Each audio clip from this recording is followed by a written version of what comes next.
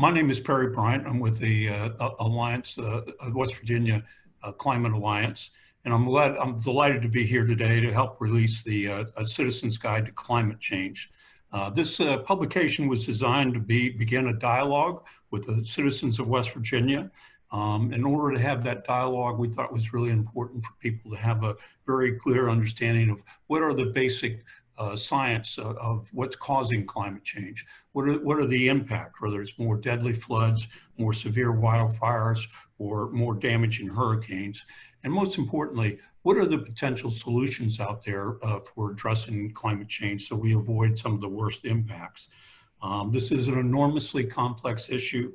But we designed this as a public education initiative. Its objective relied almost exclusively on sources that were either from government sources like EPA or NOAA or UN's Intergovernmental Panel on Climate Change, those kinds of sources, or sources from academia. We did not recommend that Congress adopt either a Green New Deal or a cap and trade or a carbon fee and dividend approach. We outlined those various proposals and let the reader decide what suits his or her philosophy the best. What we did recommend was that any proposal that Congress adopt have two different additional initiatives.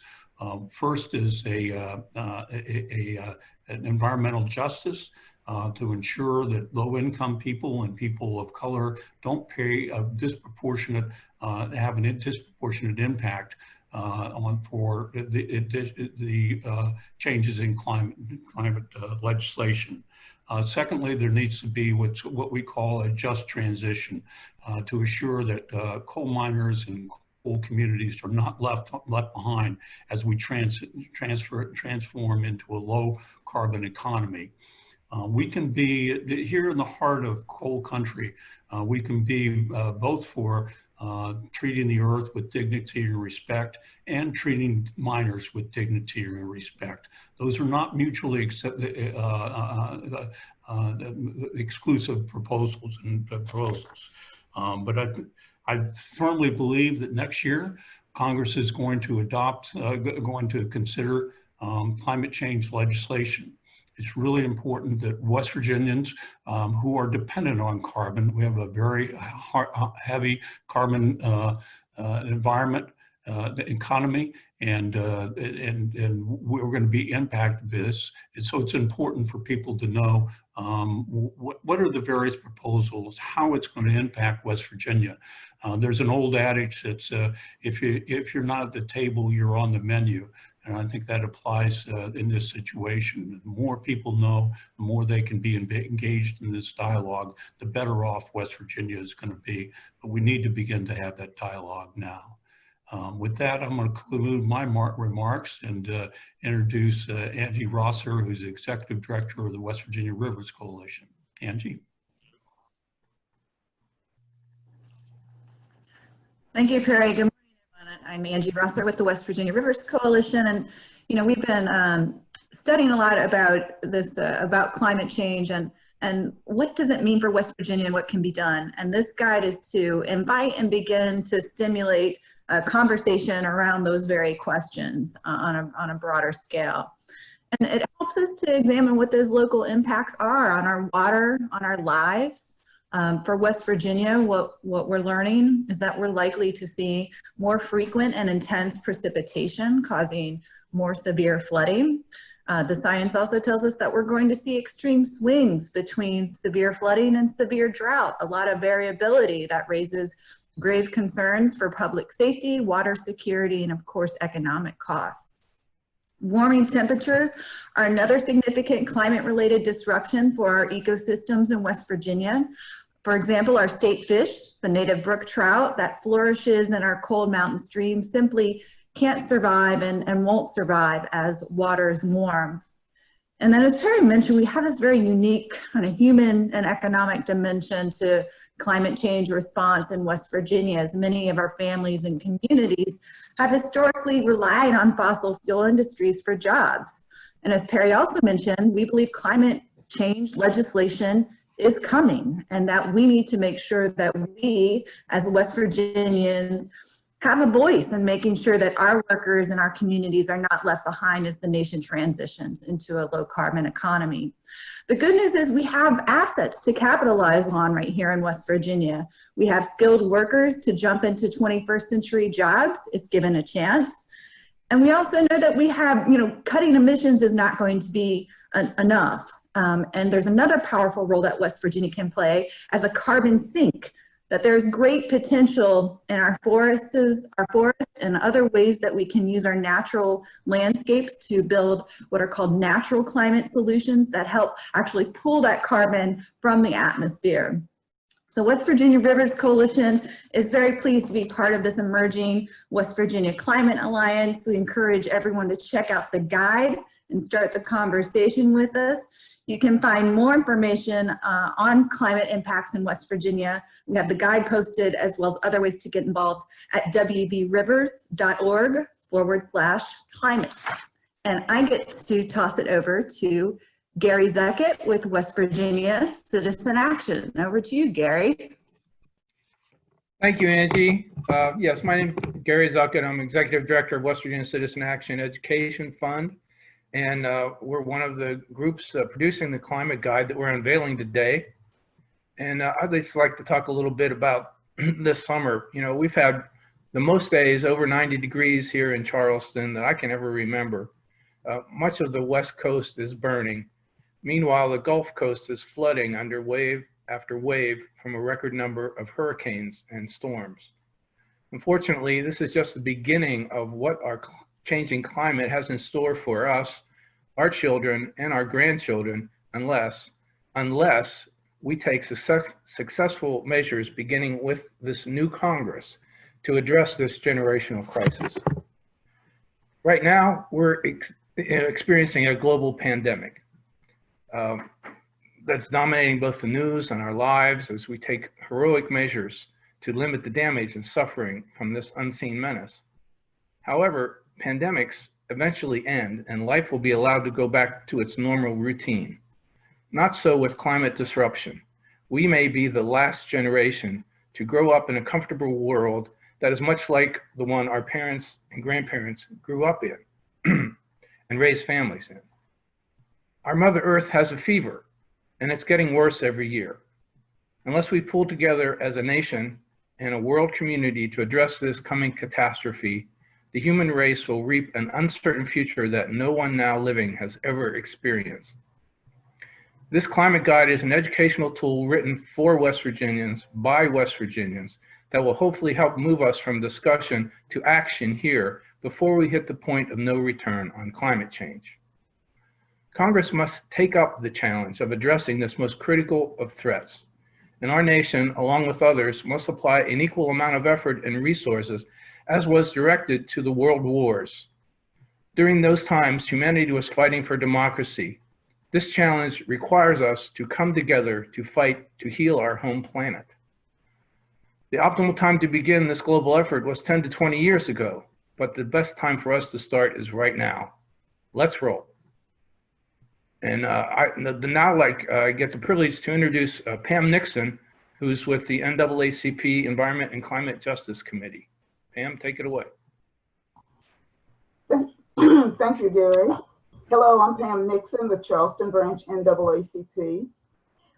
You've heard about the climate impacts on our natural environment, but what about the most vulnerable, the African Americans, other communities of color, and the low income, the environmental justice communities? These families and individuals are the least resilient in a disaster. They include children, the elderly, the disabled, and folks with underlying health conditions.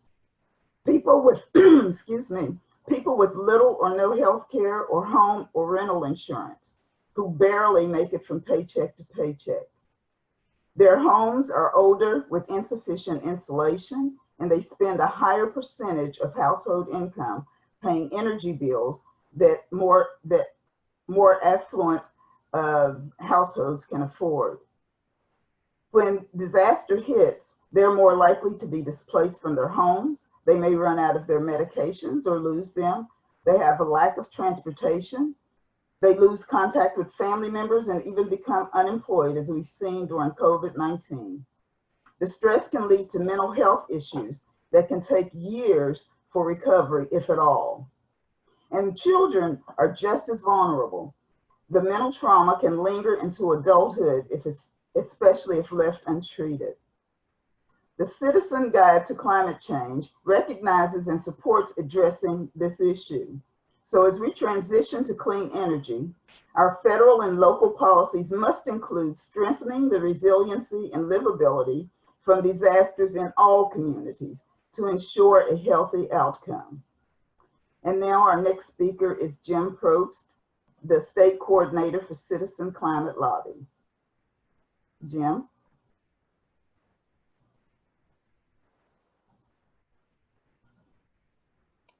You're muted, Jim. Jim, you're muted. Thank you. Sorry about that. Good morning. My name is Jim Probst, and I am the West Virginia Co-State Coordinator for the national and international organization Citizens Climate Lobby. As an organization, our primary purpose is to advocate for federal legislation that would put a price on the carbon content of all fossil fuels, with the fees collected returned to all U.S. households in the form of a dividend. I'd like to start by commending Perry Bryant and all of the others that put so much good work into this project, and also thank them for including us today. Gary Zucker covered much of what I was going to say, but as a grandparent of 4, I would like to reiterate the moral responsibility we all share to do all that we can to reverse the long-term changes occurring with our climate and the world we are leaving behind.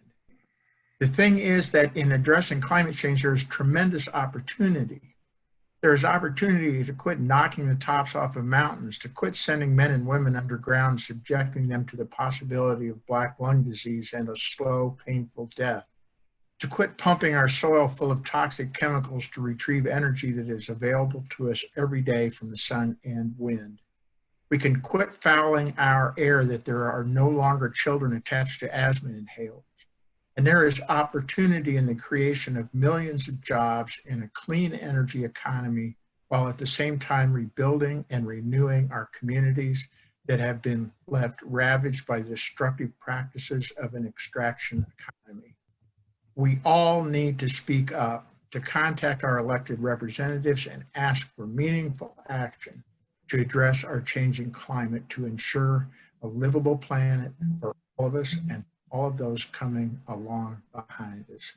Thank you, and it's my pleasure to introduce Jim Cotson with the West Virginia Sierra Club. Good morning. My name is Jim Cotson. I am the Conservation Chair for the West Virginia chapter of Sierra. One of the most important things that citizens can do to address climate change is to just talk about it. We can't solve this problem unless we talk about it. The Citizens Guide to Climate Change helps provide the foundation for that discussion. Now, changing our culture and our behavior is hard, but we can do that. America is the country that put a man on the moon. We helped cure polio and other diseases. We've created globally critical energy technologies, and we can do that again. If we are going to help build sustainable jobs, improve public health, help protect the wild and wonderful parts of West Virginia, and save money for consumers, then as this guide points out, we need the individual actions that each of us can take to help do our part to conserve energy and transition to sustainable fuels. But we also need the broad public policy changes to encourage that shift across the economy. Here in West Virginia, our political leaders have placed too much emphasis on preserving the past industries that created the problem. The West Virginia legislature on Wednesday is taking up a DEP rule for regulating greenhouse gases from power plants, but it would not actually reduce any greenhouse gas emissions or require any reductions. Our economic development agencies continue to fund fossil fuel plants, even those that are not cost competitive. If we are to have any hope of solving the climate crisis in ways that benefit West Virginians, we must prepare to transition from the fossil fuels of the past. The Citizens Guide offers some great analyses on how to prepare for that clean energy future. And West Virginians who are concerned need to keep talking about that. We applaud the authors for this very important contribution, and we hope that you will help us keep that conversation going. Thank you. And I'd like to introduce Leah Barber with the Moms Clean Air Task Force.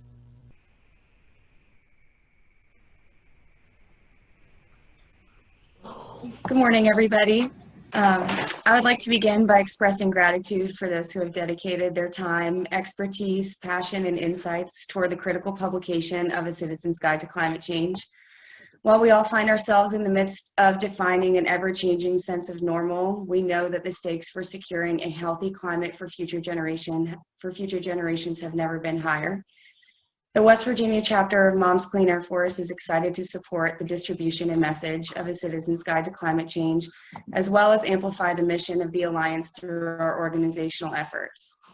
The formation of the West Virginia Climate Alliance is a step in the right direction toward the bright and just future our children deserve, and we believe that the Citizen's Guide will serve as both a necessary and comprehensive jumping-off point, one that is unbiased, rooted in science, and that promotes conversations towards solutions as we consider where to focus our energy while moving forward and navigating this issue.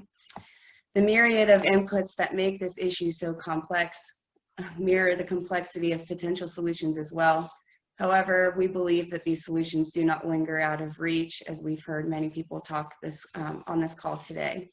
Fighting climate change and building resilience to its impacts are urgent priorities for us all. It is our responsibility to become aware of how things came to be the way they are, so that we have a fighting chance to reconcile and to rebuild better. As our National Field Director, Heather Toney, recently said, we want to ensure that we are protecting children from the right now impacts of air pollution, as well as future impacts of climate change.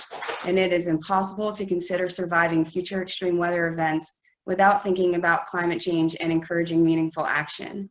We are witnessing the effects of climate change in real time and on a global scale. If you live on the West Coast or in the mountain states, all you have to do is look out the window to see the inferno global warming causes.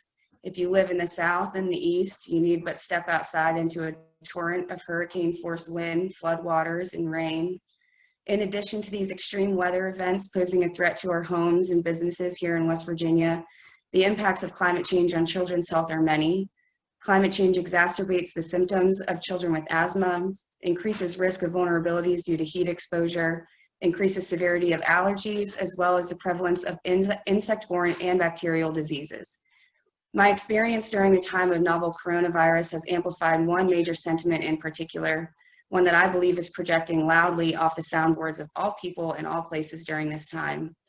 And that is the emphasis on protecting the integrity of our health as individuals and within our communities, so that we are better prepared biologically to measure up against phenomena like COVID-19.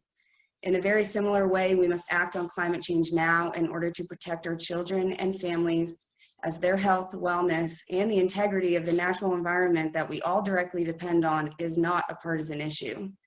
Again, I thank you for your time today. I look forward to engaging in the important work that lies ahead. And I will turn it back over to Perry for closing remarks. Thank you. Robin, do you want to add anything?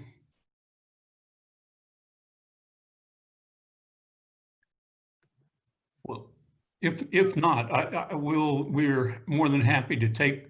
Robin, can you want to add something?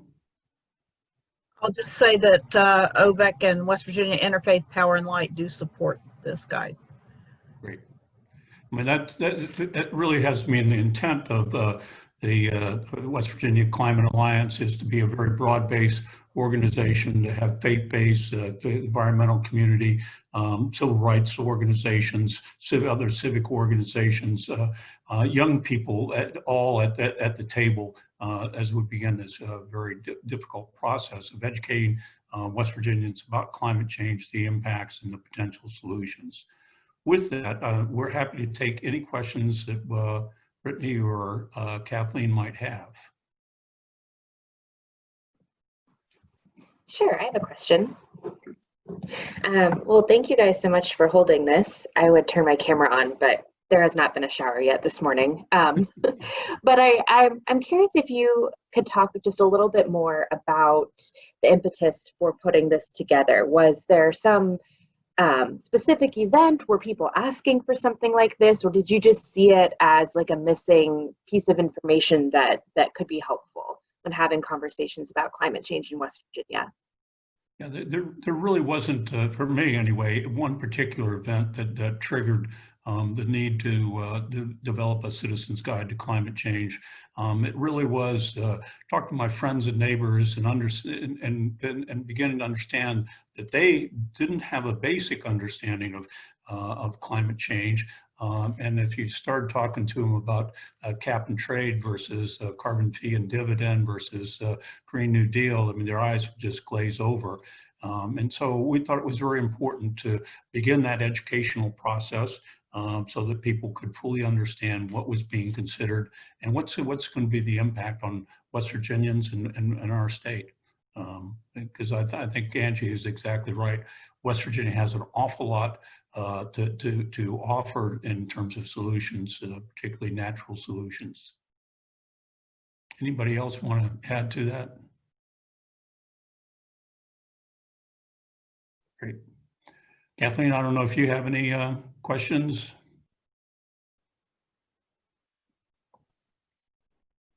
Brittany, anything else? Yeah, Kathleen's with West Virginia Rivers. She's Oh, okay. All right. I thought you.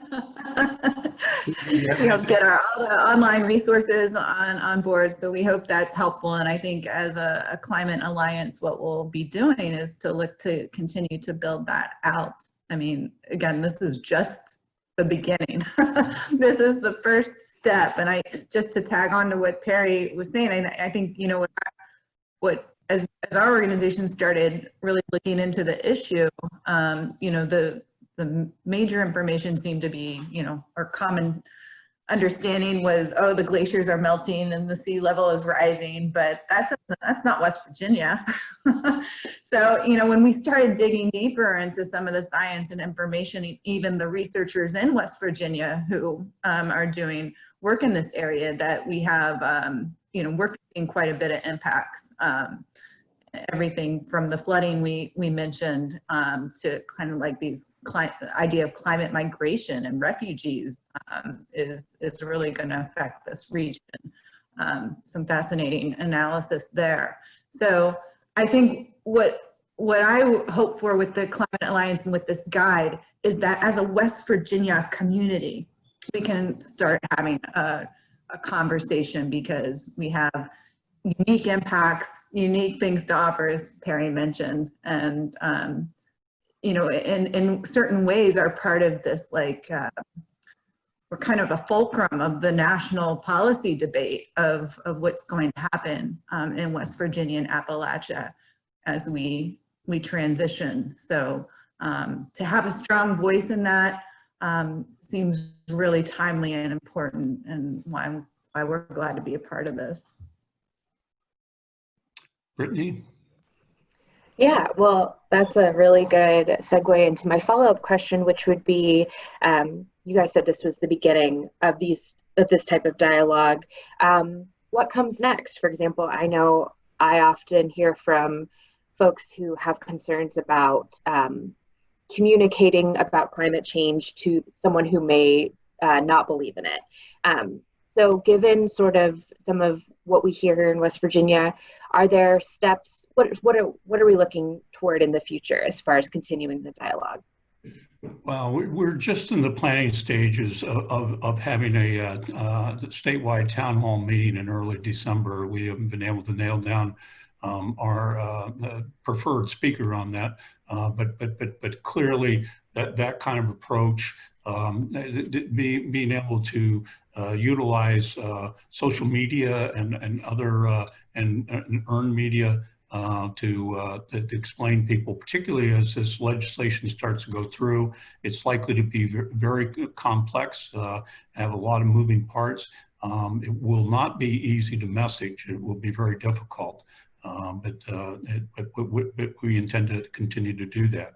I would say in terms of communicating with people who may not feel that the science is as definite as scientists believe. I think one of the climate scientists, Kathleen Yeho, said best, is that you convince people not with science, but with values, and to identify shared values that people can have, whether it's protecting clean water, building a future for our children that we could all support. Those kinds of shared values are more important than understanding that, you know, the energy is re-emitted from the surface back in terms of infrared energy, and that interfaces with greenhouse gases and results in warming climate. But so I think that's more important than actually the science. I would like to add, it's worth noting that it was 1 year ago this week that youth across the world engaged in their climate strike. Greta Thunberg addressed the United Nations, and there's been a tremendous amount of momentum for climate action. The COVID-19 crisis has certainly led to economic slowdowns that has reduced greenhouse gas emissions, but it has also disrupted a lot of the organizing, and it's created some needs for new approaches for building the political consensus needed for substantive change. And so we're hoping that the Citizens Guide will be one of the tools and a foundation for starting up again those kinds of conversations that we'll all need, and that will help citizens understand the issues and be prepared to address some of the policy changes that have to happen.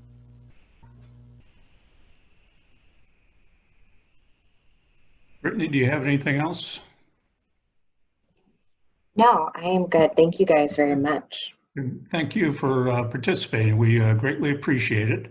And I appreciate everybody taking the time and effort to join us today.